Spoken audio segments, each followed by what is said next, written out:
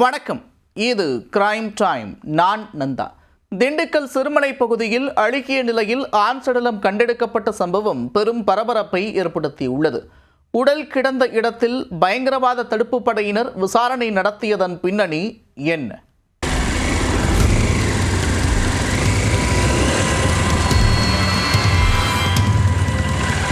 காட்டு பகுதியில் சந்தேகத்திற்கு இடமளிக்கும் வகையில் இறந்து கிடந்தவரின் அருகில் ஜெலட்டின் குச்சிகள் மற்றும் வெடிபொருட்கள் கிடந்துள்ளன. அதை எடுக்க சென்றபோது வெடிபொருள் வெடித்ததில் காவலர்கள் உட்பட 3 பேர் காயமடைந்துள்ளனர். இறந்தவர் ஏதேனும் சதி வேலையில் ஈடுபடும் நோக்கில் திண்டுக்கல் பகுதியில் உலாவினாரா? நடந்தது என்ன? திண்டுக்கல்லில் இருந்து சிறுமலைக்கு செல்லும் மலைப்பாதையில் 17வது கொண்டை ஊசி வளைவு பகுதியில் வனத்துறையினரின் கண்காணிப்பு கோபுரம் உள்ளது. அப்பகுதியில் கடந்த வியாழக்கிழமை இரவில் துர்நாற்றம் வீசி உள்ளது.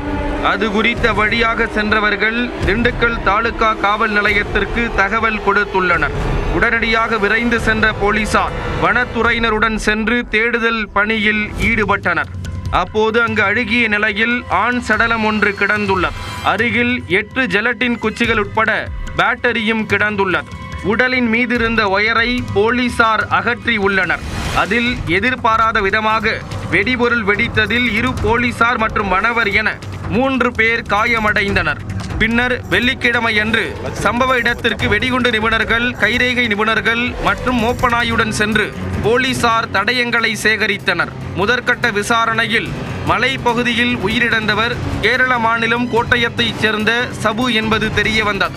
இவர் திண்டுக்கல்லில் அறை எடுத்து 3 நாட்களாக தங்கியதுடன் அடிக்கடி அப்பகுதியில் உலா வந்துள்ளார். இதனால் சதி வேலையில் ஈடுபட திட்டமிடப்பட்டதா என்ற கேள்வியும் எழுந்துள்ளது.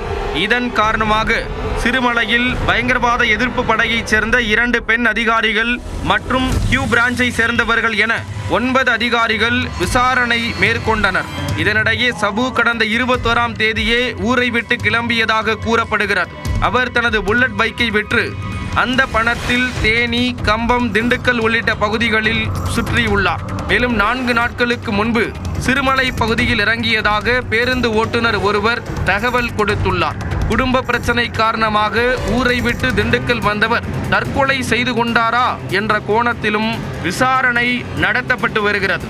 சிறுமலை பகுதியில் கேரளாவைச் சேர்ந்த ஒருவர் மர்மமான முறையில் உயிரிழந்த நிலையில் பயங்கரவாத தடுப்பு படையினர் விசாரணை மேற்கொண்டது திண்டுக்கல்லில் பரபரப்பை ஏற்படுத்தியுள்ளார்.